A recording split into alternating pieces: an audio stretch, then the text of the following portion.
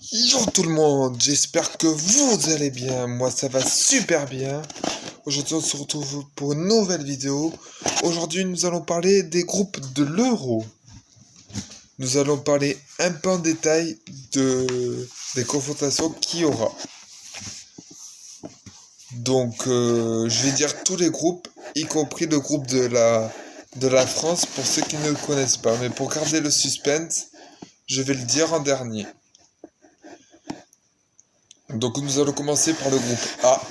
Le groupe A, il y aura l'Italie, qui n'avait plus participé à 2 compétitions, qui n'avait pas été qualifiée pour l'Euro et pour la Coupe du Monde. Donc ils reviennent en force avec une nouvelle équipe.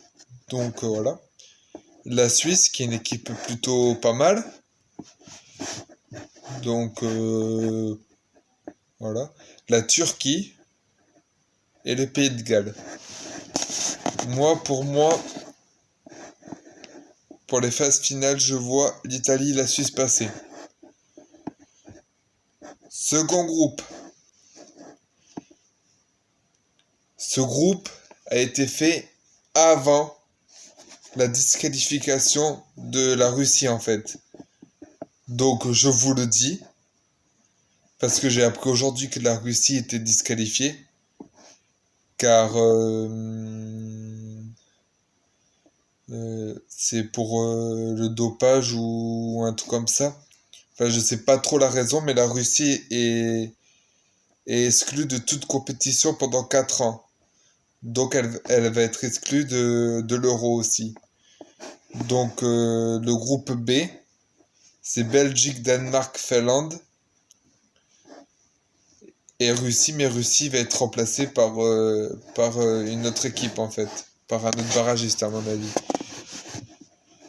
Pour moi, je vois Belgique-Danemark, qui ont de très bonnes équipes en ce moment, mais la Belgique sûr et certain. Groupe C, Autriche, Pays-Bas, Ukraine et un barragiste. Le Pays-Bas. Après les deux autres, franchement, moi j'aurais dit l'Ukraine, mais bon, l'Autriche peut gagner comme elle peut perdre. Et le barragiste aussi pourra peut-être créer la surprise, on ne sait pas. Mais pour moi, déjà le Pays-Bas sûr. Groupe D. Croatie, République tchèque, Angleterre. Bon, pour moi, il y aura l'Angleterre. Et il y aura le finaliste de la Coupe du Monde de 2018, il y aura la Croatie pour moi.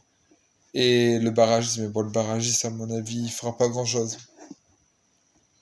Le groupe E, Pologne, Espagne, Suède et un barragiste. Alors pour moi, ce groupe, il est aussi très incertain, quoi. Parce que Suède, Espagne, ça peut être une bonne lutte. Mais la Pologne avec Lewandowski, avec Piatek et tout ça, ça peut être aussi une bonne équipe, hein. Donc à se méfier de ce groupe, hein. Parce que les trois, je sens que la Pologne peut se qualifier. Enfin, l'Espagne, je pense, mais entre Suède et Pologne, je pense que les deux sont possibles. Voilà. France, Portugal, Allemagne, plus un barragiste pour le groupe F. Alors, tout le monde va dire France-Allemagne. Mais le Portugal a une très jeune équipe. Donc tout est possible. Si l'Allemagne fait ce qu'elle a fait à la Coupe du Monde 2018, il est fort possible qu'elle se fasse taper et par la France et par le Portugal.